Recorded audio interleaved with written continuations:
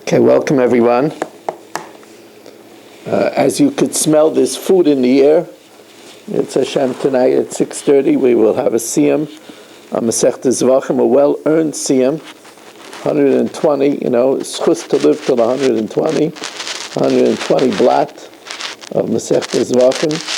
So please come and join us. And even more important is later on tonight, 8 o'clock. To start the Masechtas Menachos, the start of a whole new adventure in life. If anybody wants and wasn't here last night, I did a 20-minute Hakdama on Masechtas Menachos last night, and it's on for any time. Kol Arachin, YouTube. You can take a look at it. Okay. We are sponsored by the Fisher family, Lila Nishmas Basi Bas Rabbat, Shlomo ben Avram Alevi, Perel Bas Ruvain. We learn Lila Nishmas Dav ben Chaim, L'Refu Shalem, Efel Yom Moshe ben Chai Sarah, Yaakov ben Basi Yaleah, for the schus of Avram ben Yom Benish, ben Malki Yudis and family. By Yol Krugman and family, we learn L'Refu Shalem, from Moshe ben Estefadel Bas Chana, Yitzhak ben Tzim ben Dusha, Rivka Bas Shira Leah, Zev ben Chai Etel, Rachel Leah Bas Rivka, Chana Bas Shashabina, Vigdoraya ben Rivka, Hinda bas Chaya Sarah, Aram ben Sarah, Nachman Yaakov ben Sarah, Zev ben Chaya Etel, Meir ben Chaya Sarah. They should have a Refu Shalema. Nechama Sarah bas Miriam. They should have a Refu Shalema b'Seich Shecher Yisrael. So, Mishna Beis tells us, Demei Yodi Yolai.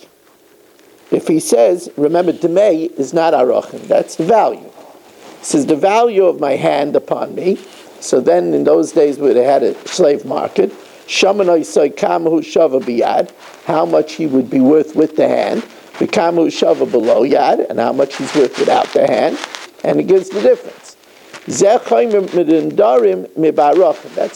of nedarim over arachim, because if he says erich yad olai, the erich of my hand upon me, he doesn't give anything. Because the only time you're chayiv by erechim is if you say the erech of the whole person. So you would have to say the erech of something shemeshama tluya by. So if he says the erech of a heart or the erech of the liver, so that's a davar shemeshama tluya by. So then he gives the whole thing. But if he says the erech of a hand, that's nothing. But by neder demei, he has to give the value of the hand. The chaymer ba'arachim midarim keitzad. What's the chumrah of arachim over nedarim? Ha'omer erki alai. If he says my value upon me v'meis, right? Since he had a fixed value when he pledged it. Let's say he died at 58, Rachmana litzlan. So his erchin was 50 shkalim. So there yitnu ayarshim. The yarshim have to give the 50 shkalim. However, dami alai v'meis. But if he says that my value upon me and he dies. So there, first of all, it needs to be evaluated, and now he cannot be evaluated. So lo yitnu ayarshim, the yarshim don't have to give anything. She'ein damim l'meisim, because there's no value to someone who's dead. Erich yodi ve'erich ragli alai, like we said, if he says the arachin of my hand or my foot, that's nothing. Lo yamaklum, because you have to say the whole person. Erech Raishiv, Erech Kvedi alai. But if he says the Erech of my head or my liver, that's a davar shem neshama tluya by, then nice in Erech Kulai. Then he has to give his full arachim. If he's like from 20 to 60, he has to give 50 shkalim. Se'aklal, this is the general principle, davar shem neshama tluya by, something that is a vital organ, nice in Erech Kulai. So if he says the value of his heart, he has to give his whole value. Now here we'll see, when you learn Nedarim, Masechtas Nedarim, you learn how to be a word master. Because you just lawyers like this, because they're very much into legalese, every word makes a difference. So here, Chatzi Erki Alai. If Gedalia says, half of my value, so then he has to give half of his value.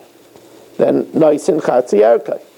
Right, so Gedalia is going to be a few days 65, so his arachin would be 20 shkalim. So if he says Chatzi Erki Olai, he'd have to give 10 shkalim. Erich Chetzi, but if he says, I pledge Erich of half of myself is a davar sheneshama tluya b'o. He can't exist with only half of himself. Right? So there he gives nice and erich kulai. That's like saying erich of his heart, and he has to give his full value. Chatzi dami yalai.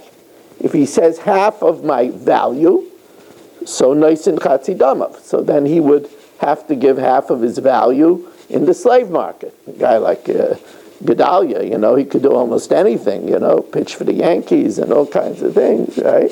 So he would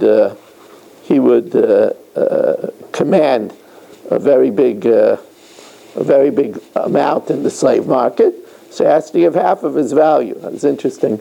My wife was listening last night to a podcast where Reuven Feinstein just recently was being interviewed. So I came in and I heard part of it. It was fascinating. So he asked, the interviewer asked Reuven if he thinks that Rav Moshe would know what the New York Yankees were. And he said he believes not. Because he said Rosh Shiva read only the Yiddish newspapers. I know my father used to get him the Allgemeiner, the Forwards, and the Tugblatt, the Yiddish Wort, I think it was called. And he said they didn't mention the sports. So he says he doesn't think Rosh Shiva knew about the Yankees. And he said over something really fascinating. He said, I knew this from Reb Ruvain. Reb Ruvain told me that he hardly ever saw his father learning. It's a funny thing to say about Rav Moshe, he hardly ever saw. He said he only saw his father writing. That's what his father was always doing. Of course, he had Svarim open when he was writing, but he was writing. He said the boys in the yeshiva that were up early in the morning, so, he's specifically talking about me, they saw the Rosh Shiva learning, and he said it's an interesting thing that Rosh Shiva, when he would learn, would take his hand and go down the Gemara like this, then go down Rashi like this, and then go down Tosfos like this.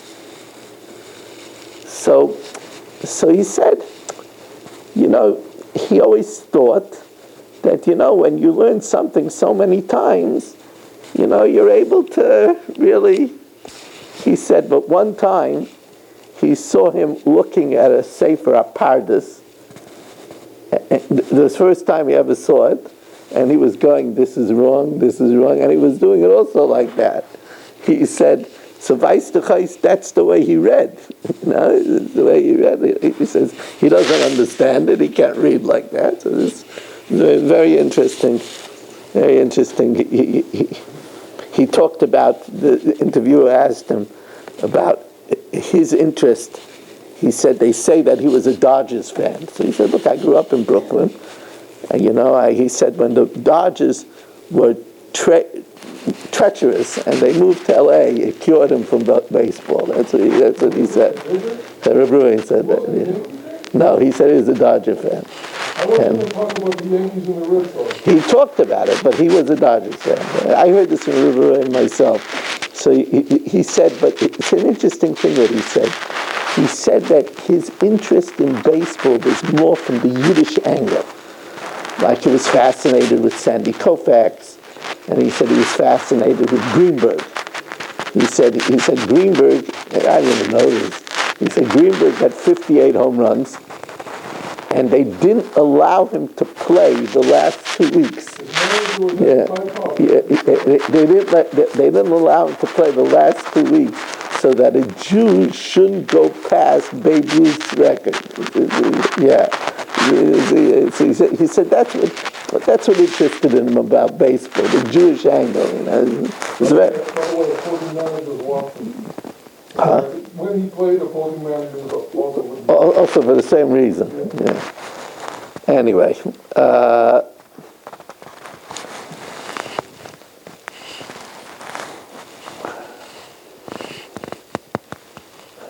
how that came into Arachin is one of the mysteries of the world. Now, if So if we say chatzi dam yolai, if like we said, if he says I'm giving half of my value, so nice and chatzi dam, half of his value in the slave market. Dmei chetzi yolai, but the value of half of me is a davar sheneshama tluya b'y. So then he has to give his full value. Noisin dmei kulei. And again, it's the same rule. Zaklau, davar sheneshama tluya b'y, that which the neshama depends on, noisin dmei kulei. So if he says, I give the value of my heart, then he has to give his full value. Again, we want to urge you to join us for Masechtas Menachos Daf Beis, and come in, and there's no charge to join us for the Siyam and be Mechazik Loim Dei Torah at 6:30.